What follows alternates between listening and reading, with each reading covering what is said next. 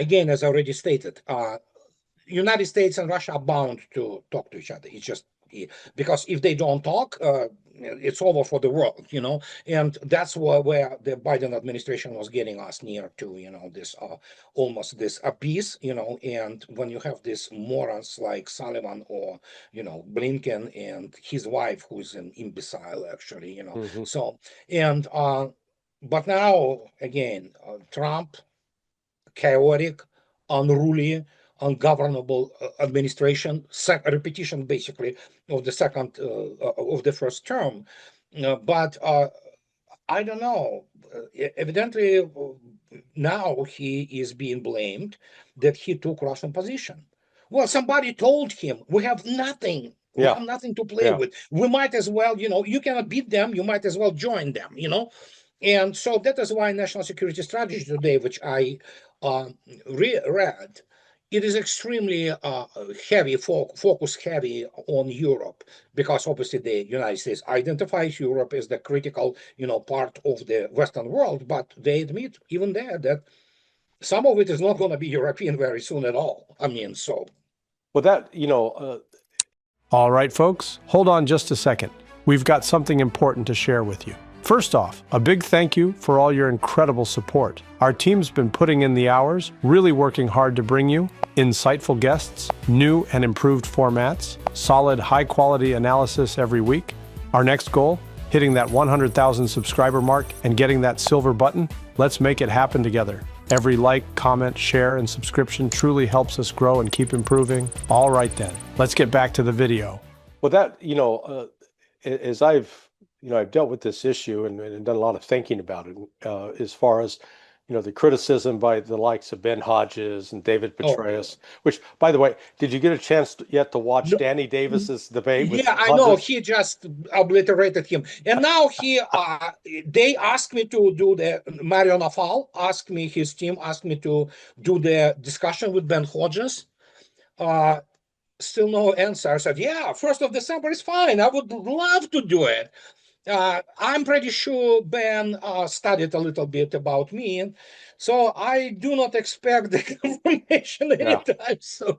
yeah. Well, So, as I but told, then he just like stomped on him, it's like, I told Danny, I said, I'm watching the debate, and I called the Florida Department of Elderly Services to report a senior abuse. You were abusing that old man. oh my God. Granted that actually I believe I'm older than him, actually. I'm older like I'm certainly older than most US generals which are operating, at least used to operate in this Baden group, for and I believe I'm older even than Mark Milley by 1 year or something like that. So, but the point is that, yeah, you look at this, it's just like, good Lord, these people, the guy was in charge of the, European command, Yeah, essentially. yeah, and didn't know. Holy moly, my God. And at least Cavoli, well, no matter what they do, there always comes down to, uh, what? Well, great. We're just gonna beat it. Like Larry Wilkerson, he Yeah, was talking to Rick Sanchez, and a couple of days ago, and he was like, "My son," he said to two of my sons, both. I said, "I'm not gonna be talking about one of my sons, secret, something. The other is Lieutenant Colonel in U.S. Air Force," and he says, the only thing they hear is that we need to get ready to fight Russia and China and how great they are. And Larry says that I tried to disabuse him from what their flag officers basically BSing them. yeah, They are propping those guys to die. They don't even understand, And he said, yeah, not very successful because obviously you become senior officer and you suddenly think that you know everything. Well, you don't. And those people, and I try to explain it constantly, there's not a single person in the U.S. Air Force, from the academic institution like U.S. Air Force Academy and or the U.S.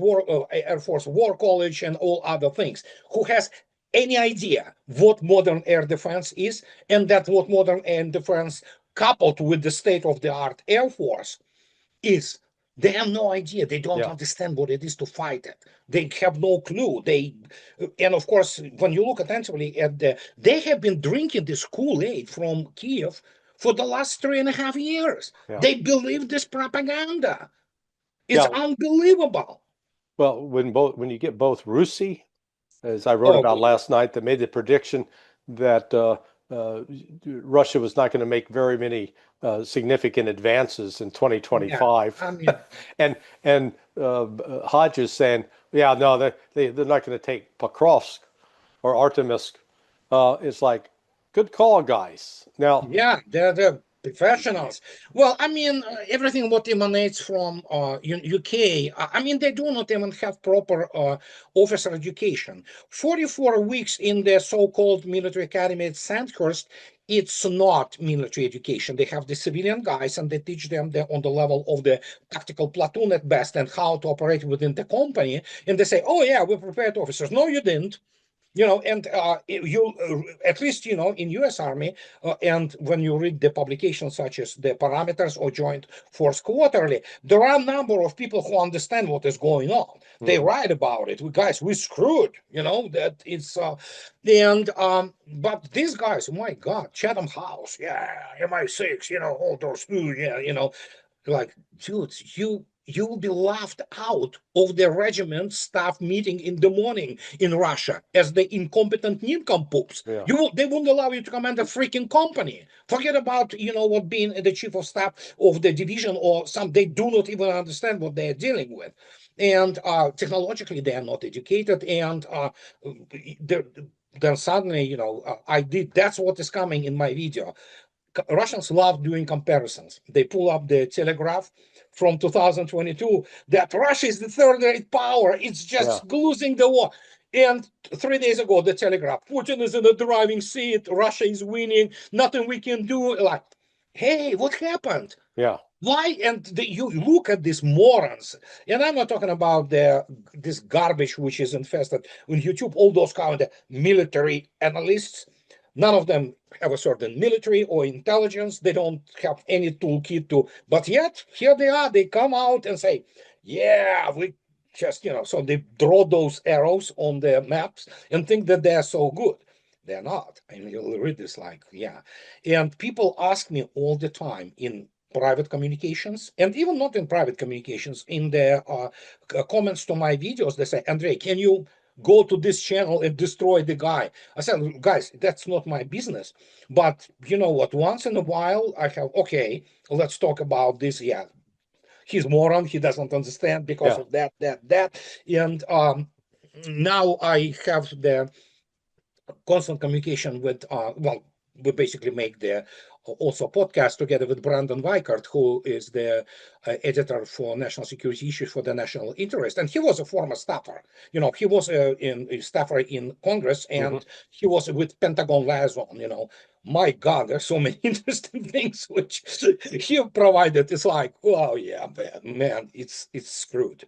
It's What so screwed. It's unbelievable. the one thing I finally, I finally came to understand, and correct me if you think I'm wrong, that the reason Russia was not moving with, let's call these big movements, particularly in 2023 and up through 2024, is it simply did not have sufficient ground forces yet to be able to both carry out the offensive and then defend the position and continue to carry on offensives.